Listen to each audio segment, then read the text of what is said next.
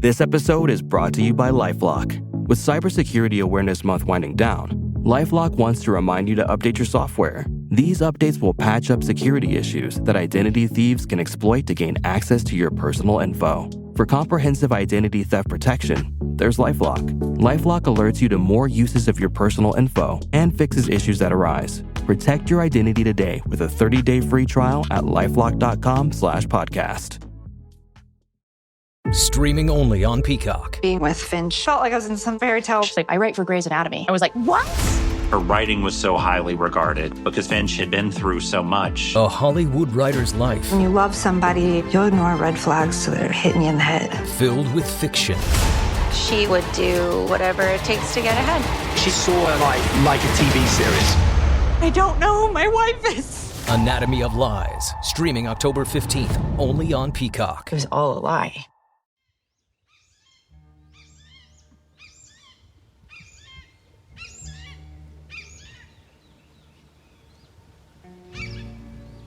It's summer 2008.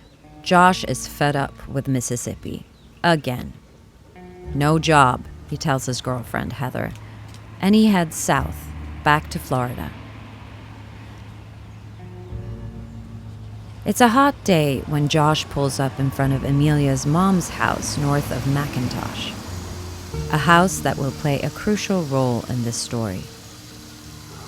Although it doesn't look like much. Quite the opposite.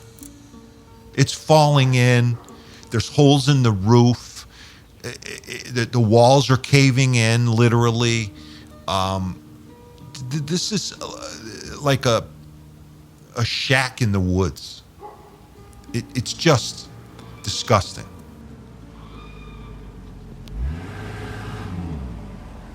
When Josh arrives at the yard in front of Emilia's mom's house, Emilia isn't there.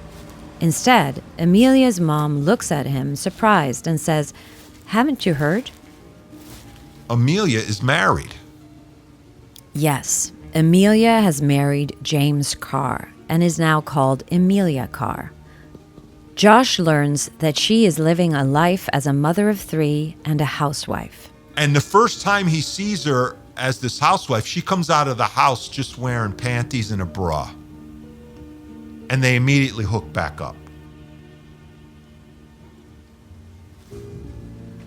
Emilia is home with her kids, but in retrospect, Josh says that she smiled at him and asked him to come back the next day, which he did, and the rest is history, as they say. This situation has just gone from bad to worse now, right? There's just more people involved now. You're listening to The Deadly Love Triangle, a 3-part documentary about a love story with a deadly outcome. The producer is Tove Friman Leffler, and my name is Sandra Andres. If you enjoy this podcast, don't forget to subscribe in your podcast player to receive new episodes as soon as they are released. But back to our story about Heather Strong. This is part 2. Three's a Crowd.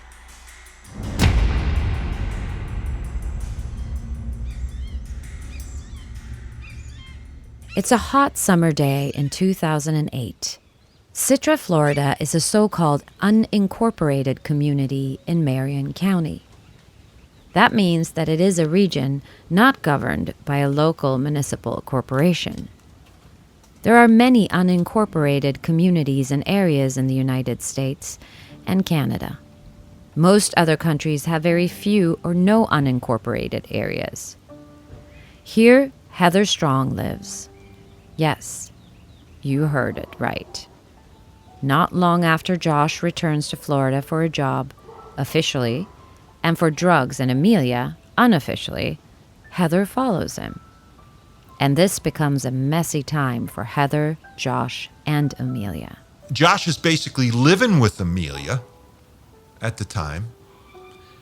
And Heather comes back with the kids and is like, what the hell's going on? You know, I mean, I thought we were going to be together. Officially, Heather and Josh are a couple. He denies having a relationship with Emilia, but in reality, he spends a lot of time with her.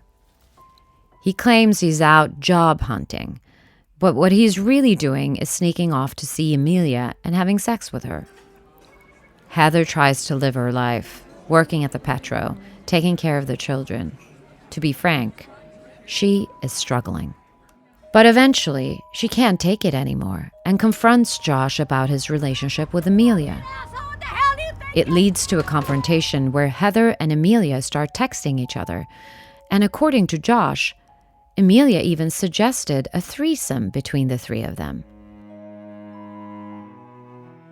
There's rumors that they invited Heather into the relationship and the three of them to get together. There's also reports of Heather and Emilia getting together. None of that I found to be true in any sense that I could verify it journalistically, so I discount it all. But regardless of whether these rumors are true or not, Heather still decides to be the adult in the situation. And she simply suggests, let's all be friends and we can get along. And in fact, Heather and Emilia become friends. And Emilia starts taking care of her kids, Heather's kids, Josh's kids, along with her own kids.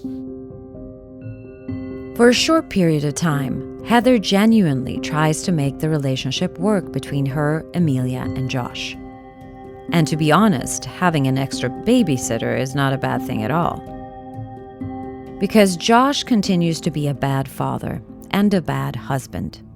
And somewhere here in the early fall, another thought begins to grow in Heather's mind. Because Josh is not just mean to her. Here we hear Inspector Brian Spivey being interviewed by TCM. It had some domestic disturbances and some domestic violence. But it's not the mental and physical violence that truly makes Heather want to take the step and actually leave Josh.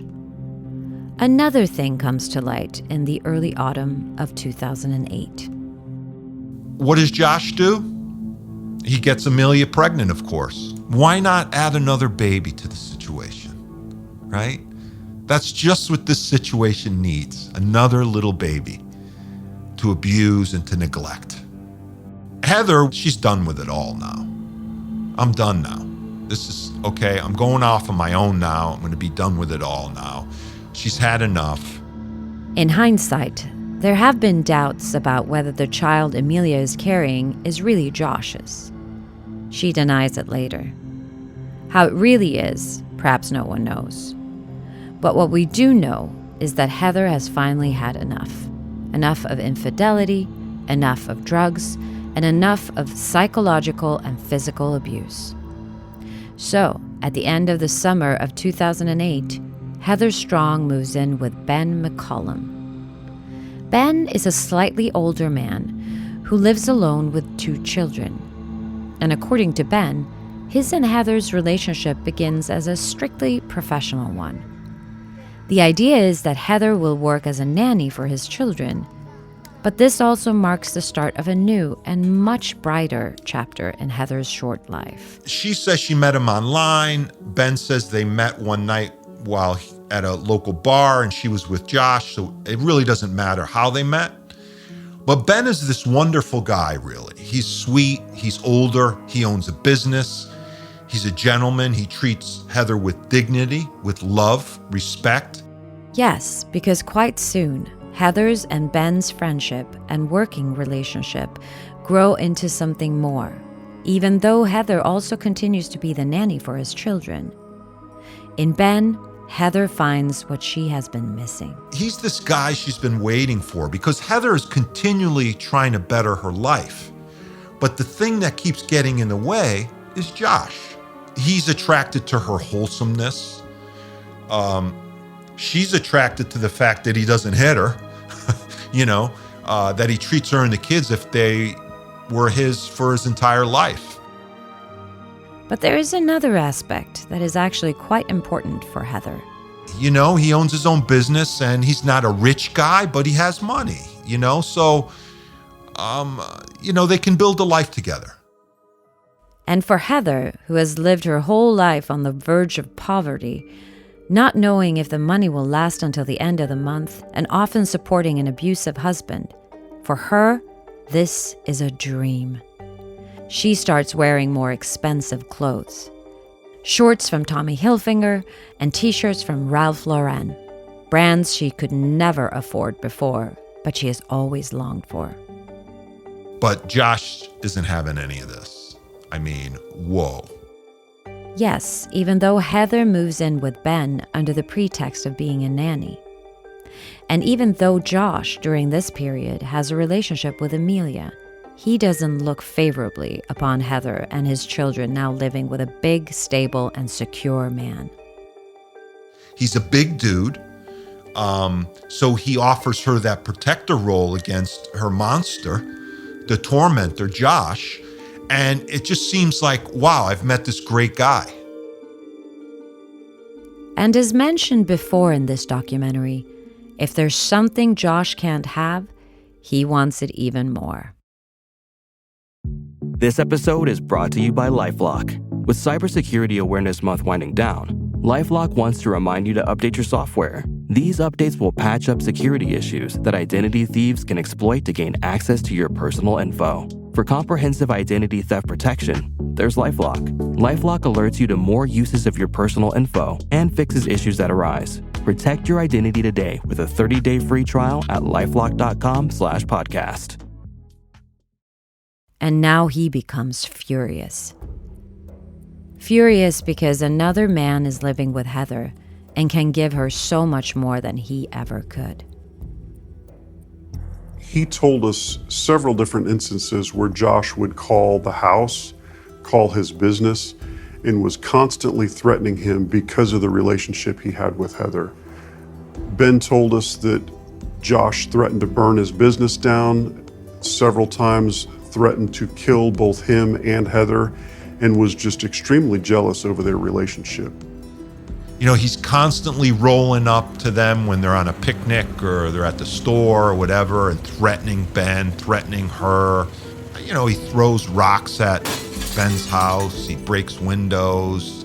But Ben, he carries his own weapons. And Ben is not afraid of Josh. He continually tells him, you know, you want me, you know where I live, you come and try to get me. And you leave her and you leave me alone. According to Josh, Heather now starts keeping the children away from him. Something Ben confirms, stating that Josh was a pill popper and a meth head. But this also drives Josh crazy, and he talks to Emilia about it. And according to Josh, it's during this time that Emilia starts talking about getting rid of Heather. Josh and Emilia are still getting together. They're still going down to the lake, drinking 12 packs, getting drunk, having sex, all of the stuff. And there's one night where Emilia says, listen, the only problem in our relationship is Heather. So why don't you bring her to the house one night and we'll kill her? That's according to Josh. Do I believe Josh? No. Regardless of the truth of these claims, it's true that Josh and Emilia continue to socialize. At the same time, Heather also tries to make this relationship between her, Josh, and Emilia work. If nothing else, for the sake of the children. Emilia even tells Josh that Heather is acting friendly toward her and that she's been hinting that the two of them should get together. But for Josh, it's not that simple. He can't let go of Heather and can't stand that she now lives with Ben. At one point, Josh takes a shotgun he'd taken from Emilia's father, and he tells his father that he's going to clean it. But he waves it at Ben, threatening him. Yes, Josh drives up in front of Ben's house, leans out the window, and waves with a firearm, shouting that he's going to kill him. And even though he never does anything, the situation is stressful for both Ben and Heather, and of course, for the children. So there's a pressure cooker now, right? This is a pressure cooker getting ready to pop. Heather realizes that this is not heading in a good direction. Now Heather makes a strange and astonishing decision. A decision that will be crucial for how this story unfolds and for her life. In December 2008, Heather sits down with Ben in the living room. In retrospect, Ben has said that it's a day, an occasion he can never forget. He loves Heather, loves the children, and enjoys doing things with them, building airboats, going on trips. Now, Heather looks him deeply in the eyes and says, I need to go back to my family. I need to put my family back together. And she leaves. She leaves Ben. Why does Heather do this? Why does she leave a secure man she loves? Journalist and author M. William Phelps knows what he believes. If you know Heather's character, she's protecting Ben. She's like, this guy is an innocent guy. He doesn't deserve any of this. I don't want him to get hurt. It's better for me just to say, I'm leaving. And she gives in to Josh, his control and his demands. When Heather walks out of Ben's store that Saturday in December, Ben tells her, if you go back to that guy, he will kill you. And Ben doesn't know how right he will be. Heather doesn't know it either when she packs her things and moves back in with Josh Fulgham. And what does Josh do? He kicks Emilia out. Get the hell out. He literally shames her on the way out the door. Get out, Josh says to Emilia. He tells her she has a week to pack your shit and get the hell out. Then he picks up Heather and the children and they drive to a nearby motel. He promises Heather solemnly that he will now quit drugs, start working, and stop hitting her. And to prove this to Heather, Josh proposes to her. Heather says okay, and they get married. On December 25, 2008, on Christmas Day, Josh Fulgham and Heather Strong get married. And the ring that Josh gives to Heather, he has used before. Josh had an engagement ring that he had proposed to Emilia with, that he then turns around and proposes to Heather with and gives her the ring. But will this be a happy and harmonious marriage? Yes, now they live happily ever after.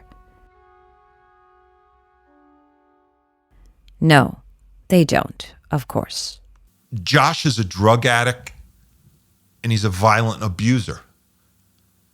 So he does drugs and he hits his wife. He takes off, he's gone for days at a time, he's screwing around with Emilia, he's a loser. And he's not gonna ever change. No, there's not very much pointing at Josh changing. In fact, it doesn't take many days before Josh loses control completely. He takes the firearm he borrowed from Emilia's dad, claiming he needed to clean it, something he apparently still hasn't done, and uses it to threaten Heather. He presses it against her, saying he will kill her. Heather calls the police on Josh. Josh is arrested. And he ultimately ends up doing some time in jail for this. Now Josh is in jail, and he's furious with Heather. Later, he has said he suspects that Heather, together with Ben, is behind this, planning to set him up. Something Ben denies completely. Heather becomes terrified when her now husband points a weapon at her, and she sees no other way than to call the police. But this is also what truly changes something in Josh's attitude towards Heather. And this is where Josh begins to see Heather as an enemy, not as a possession any longer. She's just caused too much havoc in my life. She's going to cause nothing but trouble. She's going to take the kids away.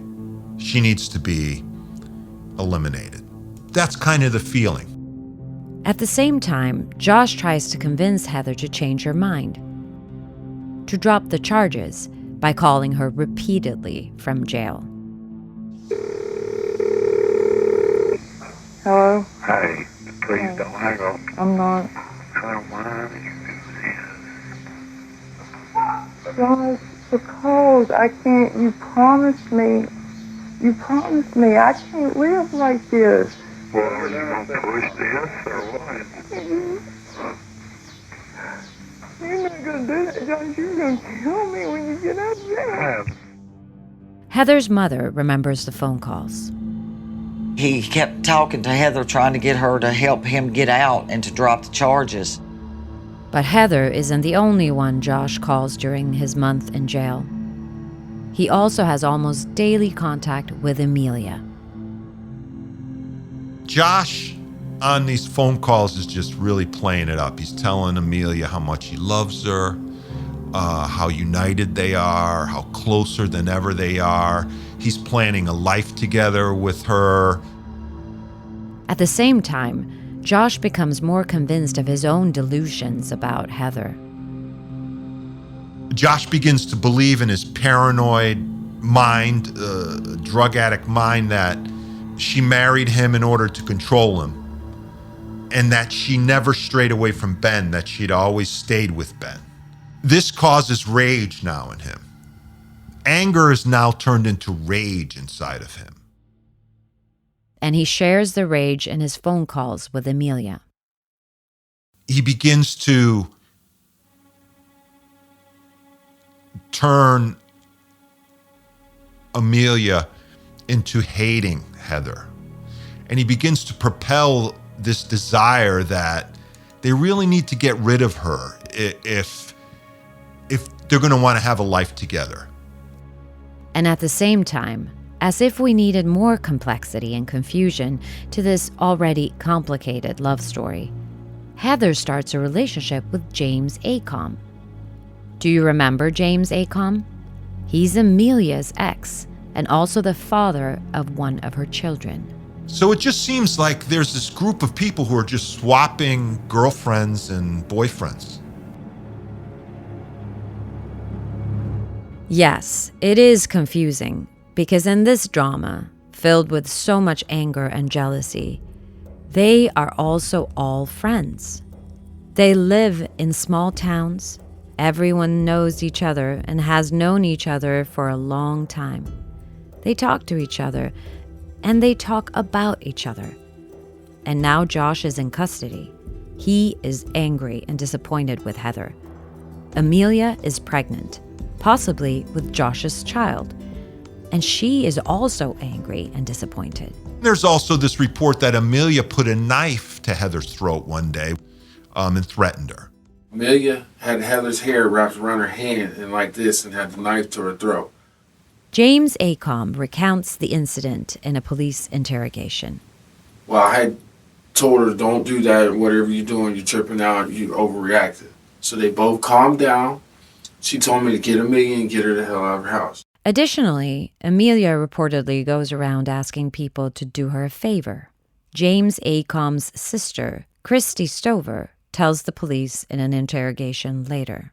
When Josh was in jail, she was calling me pretty regular every day, crying and stuff about him being in there. Who was? Amelia. Okay. And then she would tell me how she was trying to find somebody to kill her. Who's trying to say that to me? Amelia. Is trying to find someone to kill who? Heather. She's trying to find someone to She kill was him? trying to, at the time, she was trying to pay somebody to kill Heather. Emilia is also said to have contacted James Acom, claiming that she's received a tax return and is wondering if he could help her with something. We hear James from an interrogation. Emilia asked me if I wanted to make $500. I said, yeah. I said, how? And she said, all you got to do is get Heather and all of us go out and get drunk, and then you can leave and I'll snap her neck or some crazy shit like that. She solicits a couple of Josh's friends $500 each if they'll kill Heather. She asks them, hey, for $500, I'm getting my tax return back soon. I'll give you $500. Will you kill her? Afterwards, Emilia claims that these are just malicious rumors, that she would never do this for a man. I'm not going to stoop to that kind of a level over a man. I'm sorry, it's not worth it. I have 3 kids I've raised by myself. This is another one I can raise by myself. I wouldn't do that. And the relationship between Heather and Emilia is not easy to understand from the outside. They fight. Emilia threatens Heather, and they are fond of the same man. Meanwhile, Emilia now is running around with Heather, shopping, eating out, acting as her friend. She's watching Heather and Josh's kids for Heather. And she's listening to Heather's woes about Josh. And after about a month in jail, Josh is released. After much persuasion, he gets Heather to withdraw her complaint, and Josh is a free man. For a while. But when he comes out, he gets an unexpected and unpleasant surprise. Heather's living with one of Josh's friends. She's living with him. And this just enrages Josh. And he claims later that Heather's neglecting the kids, which there was never, ever any evidence of. Yes, Heather has moved in with James Acom. She has finally decided to leave Josh, and she doesn't want him to see the children either, at all.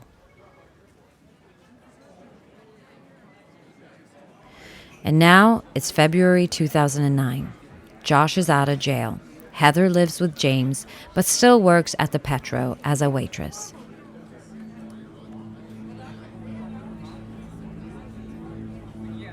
So Heather goes to work on the 14th, and she's very upset. The stress of this situation is just destroying her. And she's just had another fight, another day, another fight with Josh, and, you know, she's basically told him, you know, you're never going to see the kids again. I spoke to one of her coworkers who described that on the day she disappeared. This is Detective Brian Spivey in the documentary Love Triangle. She had had a very upsetting phone call from Josh Fulgham. She got a phone call from Josh, and I don't know what was said. I don't think Miss Brenda knows either, but she knows that it upset Heather. Yes, both Heather's colleague, Jennifer Hasseltuffel, and her boss, Brenda, remember the call from Josh on February 14, 2009. We hear Detective Spivey again. After the phone call, she indicated to other people that she just needed to get away from him and keep the kids away from him. After work, Heather comes home to the trailer she now shares with James Acom. He recounts what happened in an interrogation. When she came back from work, she came home, she said Josh called her at work and said it was emergency. I said what it was about. She told me that Josh was going to take the kids from her because I supposedly have on my record messing with a 16-year-old girl. I said I don't have it on my record. So I said, you know what? I'm going to leave for a couple of hours. I said, when I come back, I'm getting my stuff and I'm going to my mom's. So were y'all breaking up your relationship then? Yes. When you got back to the house, they were gone? Yes, her and the two kids were gone. Yes, Heather comes home, upset. She breaks up with James and says she has to leave with the children. And when he comes back a few hours later, she's gone. And that's the last anyone sees of Heather Strong.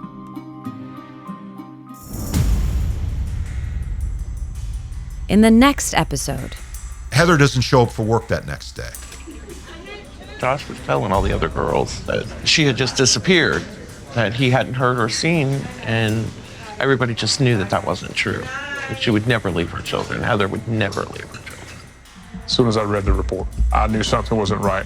Heather had been missing approximately 30 days.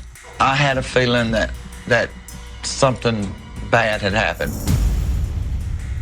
You've listened to the second episode of The Deadly Love Triangle, a production by the production company PodLit, produced by Tove, Friman, Leffler, and read by me, Sandra Andres. Sound technician is Kristoffer Kronander.